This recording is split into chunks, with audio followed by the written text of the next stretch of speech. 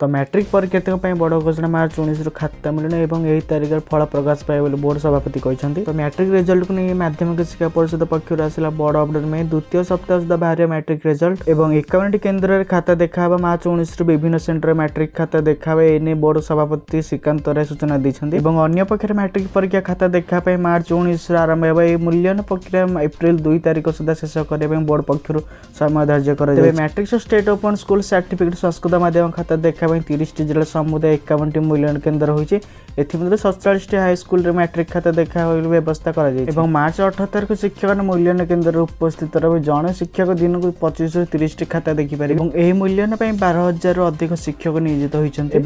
केन्द्र में 4 जन लेखा डाटा एंट्री ऑपरेटर नियोजित करने व्यवस्था कर सूचना अनुसार चलित वर्ष 5,46,582 जन परीक्षार्थी परीक्षा देते। तो matric state open school certificate परीक्षा और संस्कृत माध्यम परीक्षा एक समय अनुष्ठित होसह राज्य 3062 केन्द्र छात्र छात्री परीक्षा देते बोर्ड सभापति सूचना देते। तो यही नुआ नुआ अपडेट एजुकेशनल वीडियो देखापी वीडियो को लाइक और शेयर करूँ चैनल को सब्सक्राइब बेल आइकन को ऑलरेडी सेट कर फल जेकोसी अपडेट आसे तो सर्वे प्रथम आप पाइपर।